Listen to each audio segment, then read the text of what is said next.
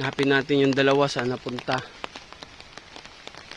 Sanji, Nami, asan na kayo yung dalawa? Nabutan na ng ulan. Hindi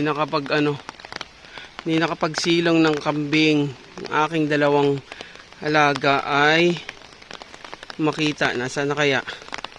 Ito, may mga bakat ng daan nila.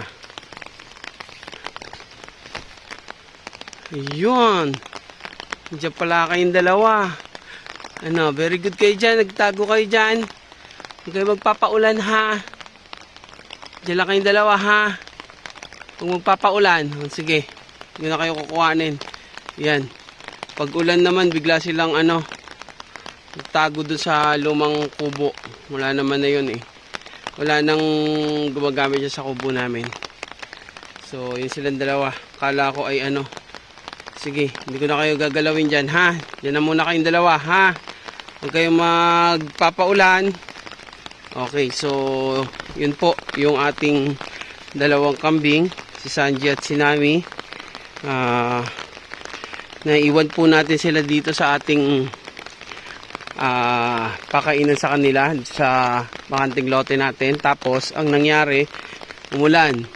Pagising ko umuulan na kasi natulog ako. Pagising ko umuulan na. So syempre galala tayo, takbo kagad dito. Kasi alam naman natin na ang mga kambing ay hindi pwedeng maulanan. Hanggat maaari, wag natin paulanan. Kasi yan ang isa sa pinaka kalaban nila ay yung ulan.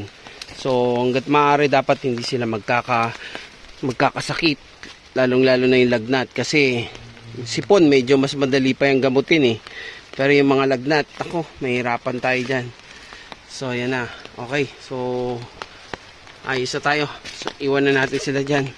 Hindi naman yan sila makakalabas dyan kasi may gate naman tayo. So yan, mapansin nyo, ang laki naman ng lugar ng pinagkakainan nila.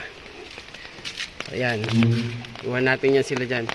So tandaan pa rin natin na kahit malaki yung lugar, lalong lalo na katulad noon, dalawa lang sila, marami silang makakain.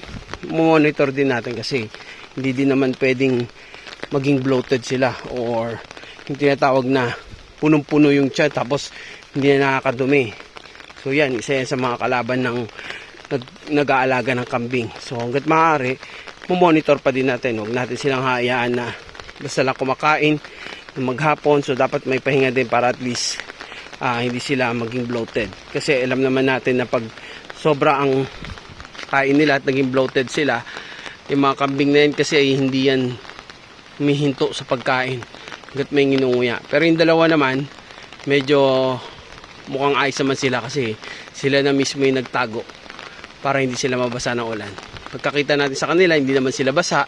Kanina pa umuulan pero wala man lang silang bakas na sila ay nabasa. So ibig sabihin, very good ang aking dalawang kambing. Sige po, hanggang sa muli. Salamat sa subaybay at panonood. Ingat!